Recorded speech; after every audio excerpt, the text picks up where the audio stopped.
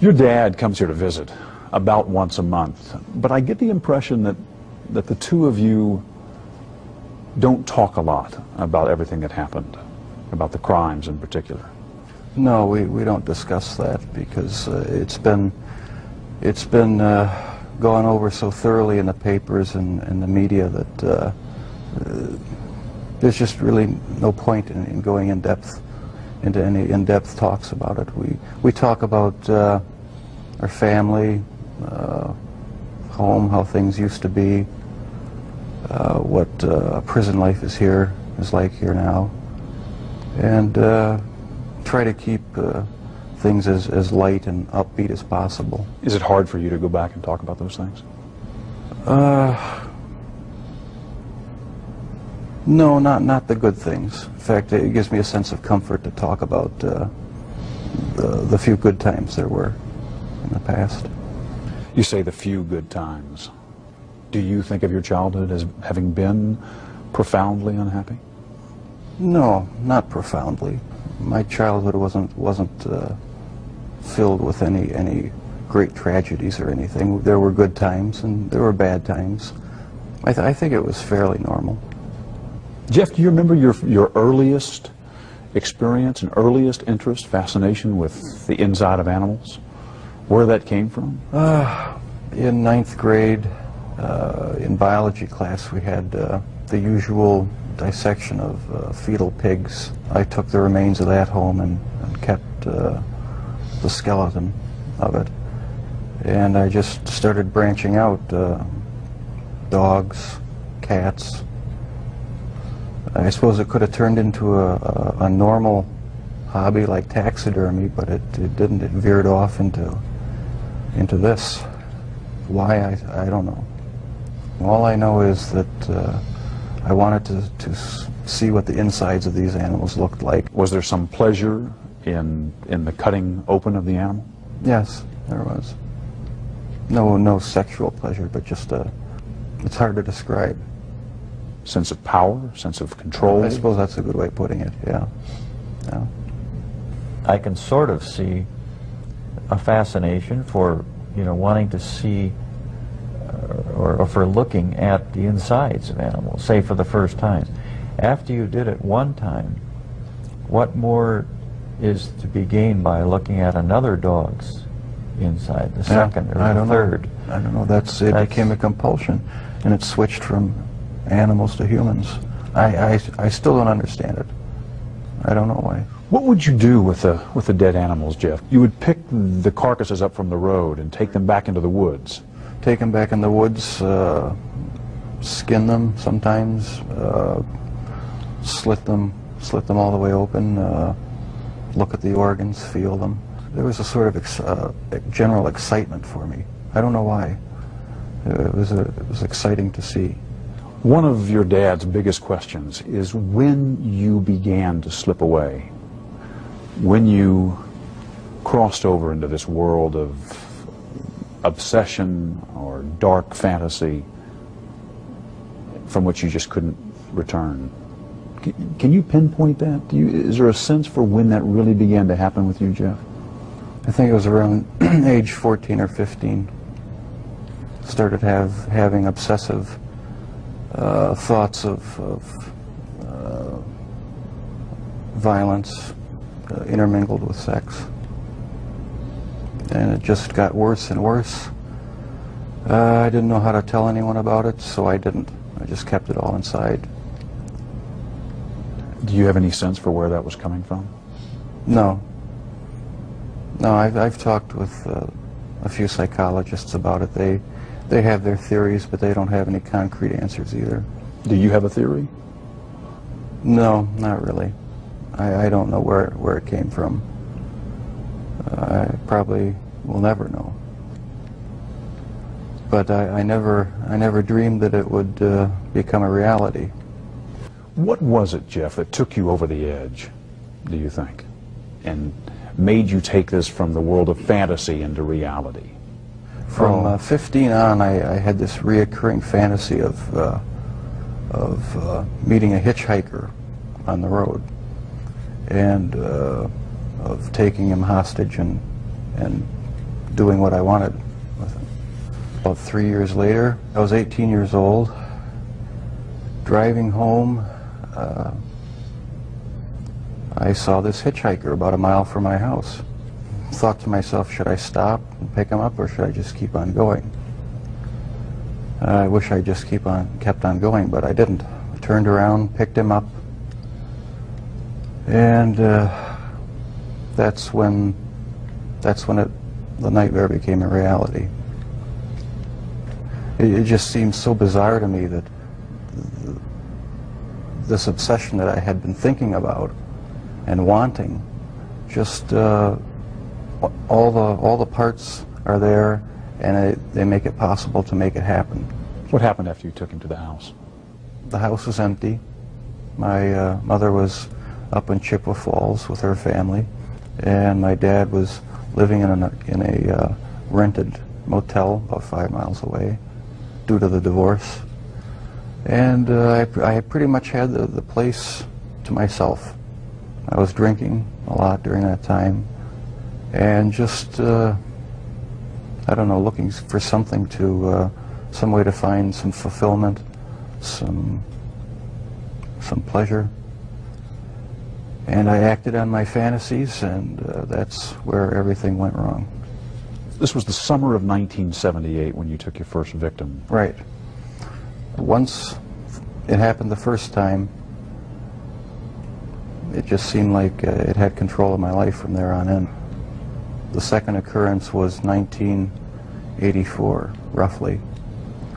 And I met this guy at one of the bars, downtown Milwaukee bars.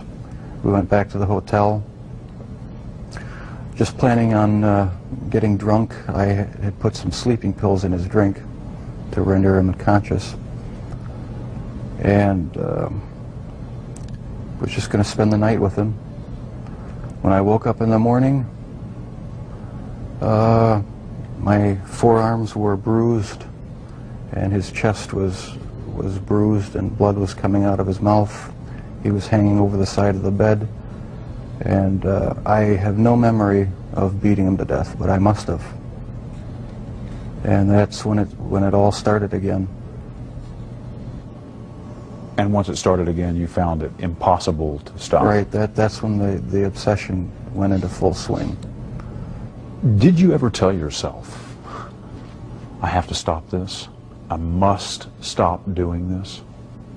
Yes. When it was going on? After the second time, it seemed like the compulsion to do it was too strong, and I didn't even try to stop it after that. But before the second time, things had been building up gradually, going to bookstores, going to the bars, the gay bars, bath clubs. When that wasn't enough, buying sleeping pills and using it on various guys in the bath clubs. It just escalated slowly but surely. And after the second time, which was not planned, it was out of control. It felt like it was out of control. Where did sex enter in to the killings, Jeff? It was a big part of it. My only objective was to find the best looking guy that I could. Their sexual preference didn't matter to me. Did their race matter to you? No, their race didn't matter to me. The first two young men were white. The third young man was American Indian. The fourth and fifth were Hispanic. So no, race had nothing to do with it. It was just their looks. Was there something sexual in the dismemberment of the bodies for you? As time went on, yes, I did get there was a sexual part to that. I started saving the skeletons and preserving other parts, and one thing led to another. It took more and more deviant type behaviors to satisfy my urges, and so it just spiraled out of control. Why the cannibalism? It made me feel like they were a permanent part of me. Besides the just mere curiosity of what it would be like, it made them feel that they were a part of me, and it gave me a sexual satisfaction to do that. Was it the killing that excited you, or is it what happened after the killing? No, the killing was just a means to an end. That was the least satisfactory part. I didn't enjoy doing that. That's why I tried to create living zombies with muriatic acid in the drill, but it never worked. No, the killing wasn't the objective. I just wanted to have the person under my complete control, not having to consider their wishes, being able to keep them there as long as I wanted. It's not easy to say that, but that's what the motive was. Where did that need for control come from? Do you have any idea? I don't know, maybe I felt I had no control as a child or young adult, and that got mixed in with my sexuality, and I ended up doing what I did was my way of feeling in complete control, at least for that situation, creating my own little world where I had the final say, finding the best looking guy that I could, and having total mastery over him for as long as I wanted. Lust played a big part of it, controlling lust. That was the motive right there. A lot of this came out in the course of the trial. Obviously, both of you sat through this. Have the two of you sat down and talked about these things before? No, not in depth. This is the first time you're talking about these things with I've talked your about dad it here. at great length with psychiatrists, court-appointed psychiatrists, psychologists, but not with my family. We learned everything at the trial and in the confessions and that sort of thing after the fact. The two of you never really communicated all that much, did you, father and son? Not on any deep level, no. We talked about superficial things. Never really had a real deep heart-to-heart talk about what was going on inside our own minds. I was always a very private person. I didn't like to open up and share anything with anyone. I like to keep my thoughts to myself. Why do you think that was? Because from about 15 years on up, a great deal of my thoughts were basically unshareable with anyone. So I just closed myself off and put on a mask of normalcy. You've read the book. Right. He called it a father's story. Pretty simple title. Right. Not a simple story, though. No, not a simple story. Not one that was easy for me to read. But I'm glad he wrote it. Did it hurt? Was it painful to read? Yes, it was painful. Some parts of it were, for me, were even fun to read. There were good parts. It wasn't all negative. Was it emotional for you reading the book? Yes, it was. Tell me, what kind of feelings did you have reading it? Deep regret, sorrow. I guess those were the two main emotions. Is there anything in this book that you strongly disagree with? Yes, I disagree with the description of me as being so incredibly shy and introverted, because maybe that's the way my dad saw me, because there was so much tension in the home that I really didn't feel like being up and happy a lot of the times. But with my friends in school, I had a good time. We had a good social life, and so I wasn't so extremely reclusive and self-centered as it portrays me. Does it surprise you to hear Jeff say that he doesn't think of himself and never did as innately shy? It did surprise me. Maybe my perception was accentuated to the extreme. But you do recall at age 6 that you became more aware of tensions in the home. Oh yeah, that's the time I really remember noticing that things weren't quite right. So it wasn't so much innate shyness as it was wanting to withdraw from tension and arguments and problems in the house. That's how I saw it, yeah. I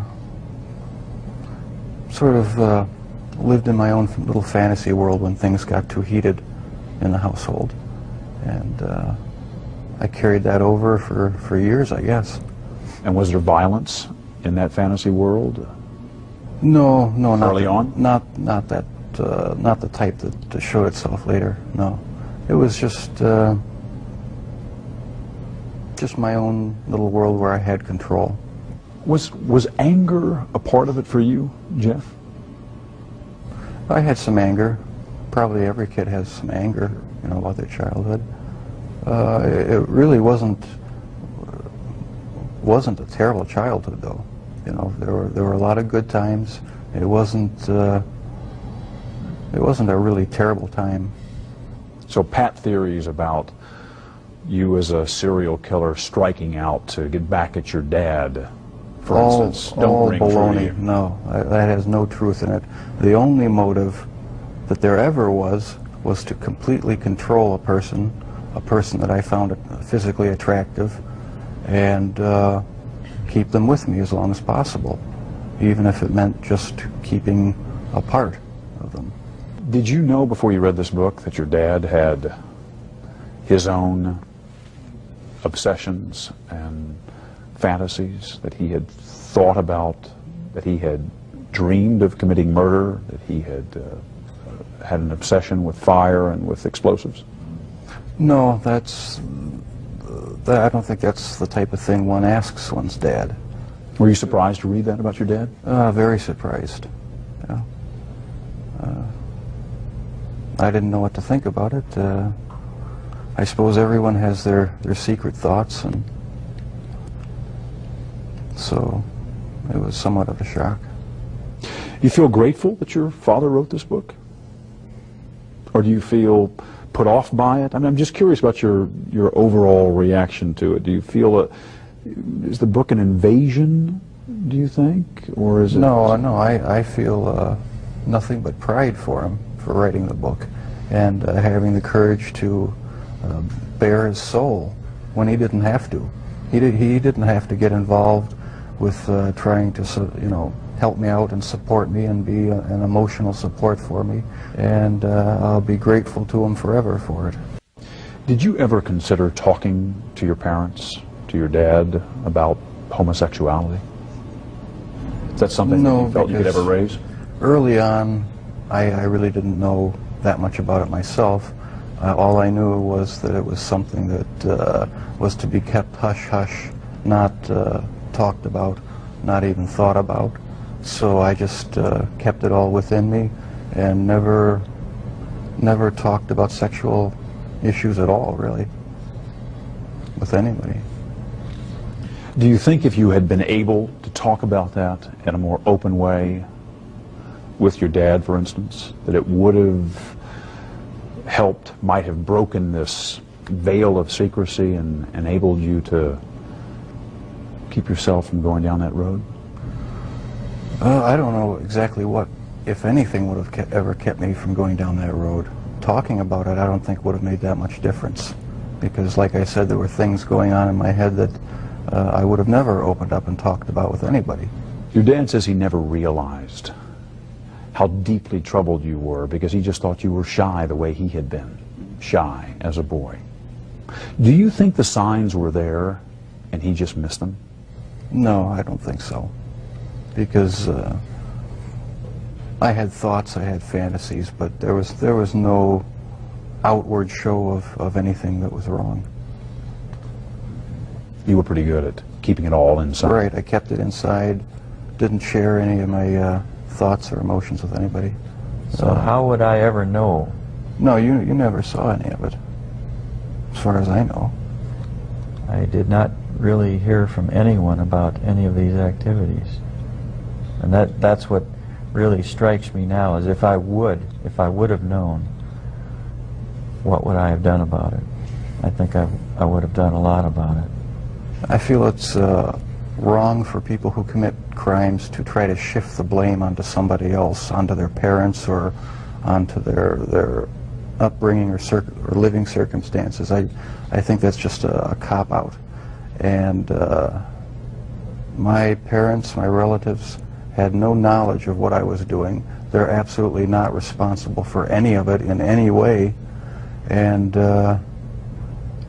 I take full responsibility. But you understand that what you did would lead your father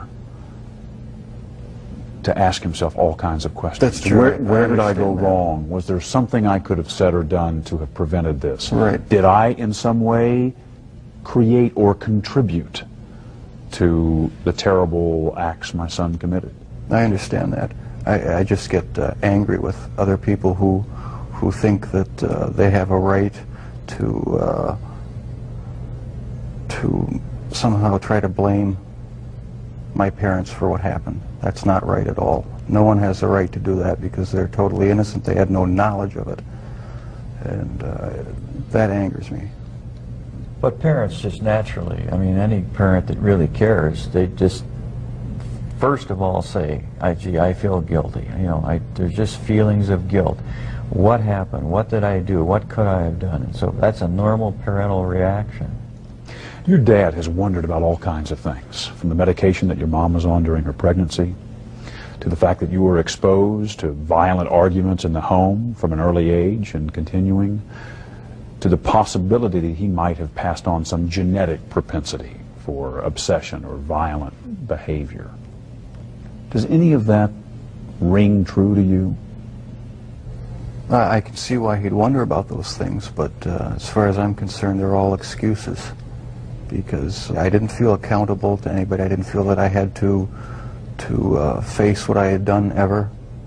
And so there comes a point where a person has to be accountable for what he's done. Can't go around making excuses, blaming other people or other things.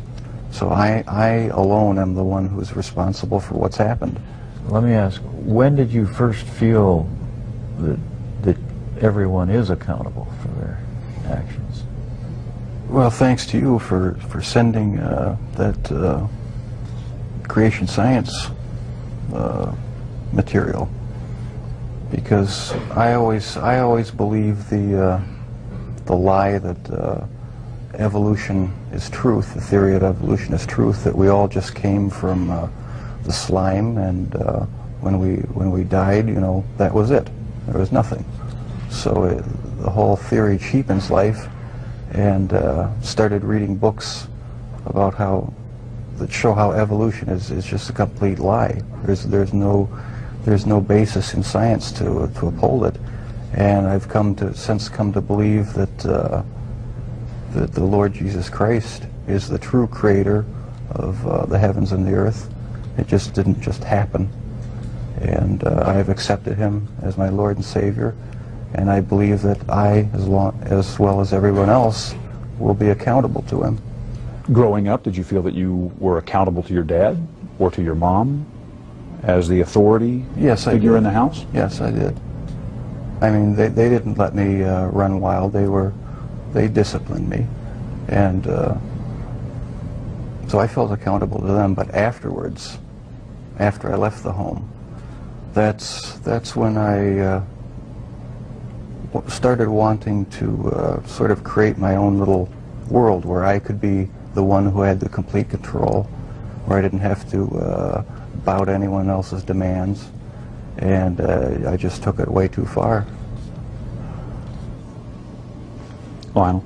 At that period of time, I had drifted away from a belief in a supreme being, and I never, as a result, passed along the feeling that we are all accountable in the end. He owns us. And that basic concept is very fundamental. to all of us. You feel that the absence, at least for a while, of a strong religious faith and Yes, belief for some years. may have prevented you from instilling some of that in Jeff. That's right. Is that how you feel? Yes, I think I had a big part to do with it. I mean, if a person doesn't think that there is a God to be accountable to, then what's the point of trying to modify your behavior to keep it within acceptable ranges? That's how I thought anyway. And I've since come to believe that the Lord Jesus Christ is truly God, the Father, the Son, and the Holy Spirit. They're the only true God. What do you remember about your parents arguing when you were growing up, and what effect that had on you? It was unnerving, depressing, made me angry sometimes. I'd leave the house, go out in the woods and sulk, brooding, wondering why they had to have such a rough relationship. Most of the time they didn't seem to get along too well together. I never knew what the real underlying problems were. I didn't feel it was my place to ask. Did you blame one or the other?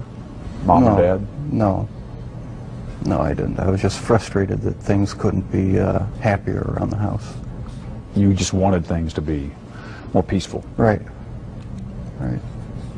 I never saw any real violent arguments as far as physical hitting or anything like that, but there was a lot of yelling, a lot of tension in the house sometimes. One of the chilling stories that your dad tells is about the box he had found. Can you give me your perspective on that?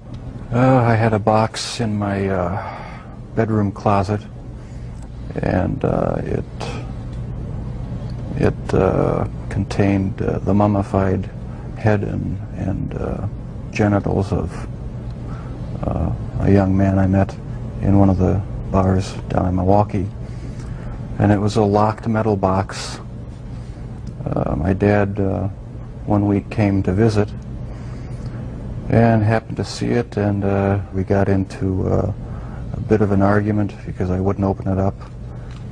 He took the locked box down to the basement and was about to smash it open. What were you thinking as he was making his way downstairs to open the box? Well, I was outside, and I was thinking I've got to stop this from happening. I didn't know what I'd do or say. I didn't know what would happen. I thought, it's all going to come crashing down now. And but the box was never opened, not in my dad's presence. And so the lies continued. The whole scenario just continued for years after that. Were there times when your dad may have been closer to discovering what was going on than even he knew? Times where you got worried that maybe he would find something out? The box incident was about as close as it came, yeah. That was just one incident. There were others, but that was a particularly nerve-wracking one. Are there others you can share? Other close calls? When acidified, dissolved human remains were found, they didn't look like human remains anymore, but they were in the trash bin outside in the garage. That was one incident. And a few others I'd rather not go into right now. Were you relieved to be arrested? Part of me was, and part of me wasn't. Explain. I don't know. It's like I don't believe I have a split personality, but you know the feeling where you're sort of glad about something, but on the other hand you're not. That's how it was. It was a relief not to have to keep such a gigantic secret that I had kept for so many years. And once I saw that I had no choice but to face it, I decided to face it head on and make a full confession. So I am glad that the secrets are gone. Your father told me that one of the reasons he wrote this book was in order to put down on paper what he has been unable to say to you in words, kind of reaching out to you. What do you want to say to him, having read this? I tell you, Dad, I'm really sorry that this has happened, and I love you a lot. I love you too. I'm sorry. Don't be sorry. We haven't always shown it a lot, but I do love him a great deal.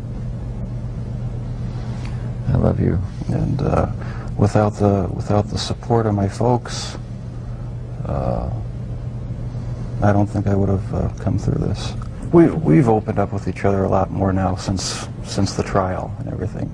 There's no secrets to be hidden away. You know, I don't feel that I have to keep any secrets from him. We've come to face what's real now instead of just glossing things over and talking about superficial things. So there's a lot more communication between us. This book may serve as a further bridge between Jeff and myself. And just for that purpose, I regard it as valuable for me. Do you feel closer to your dad, having read this? I feel closer in that I understand more how he was thinking, what his thoughts were, what some of his motivations were. I'm glad he wrote it. Anything not in the book you want to say to him?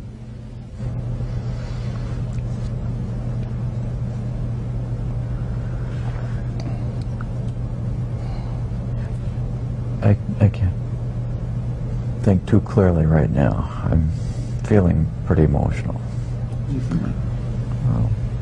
I think that a lot of things have been brought out in this interview that has brought us to a little bit deeper, just a little bit closer understanding as to how this all originated.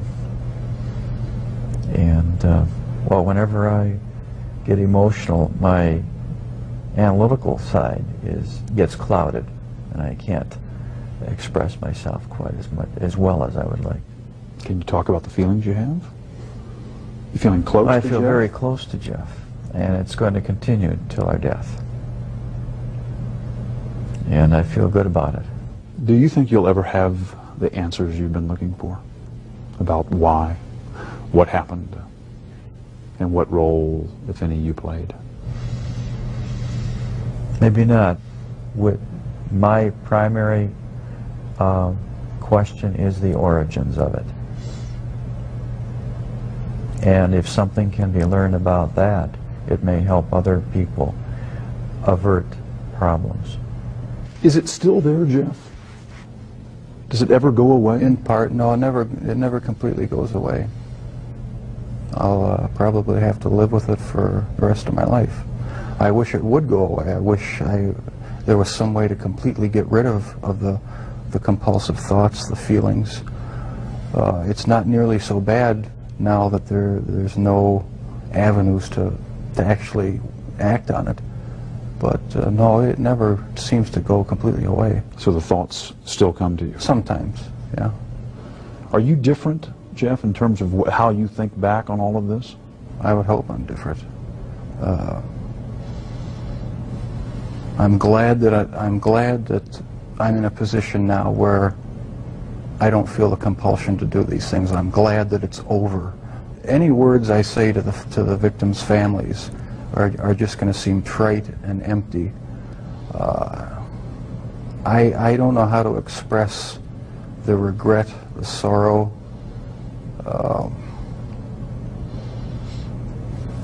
that I feel for what I've done for their sons. I can't find the right words.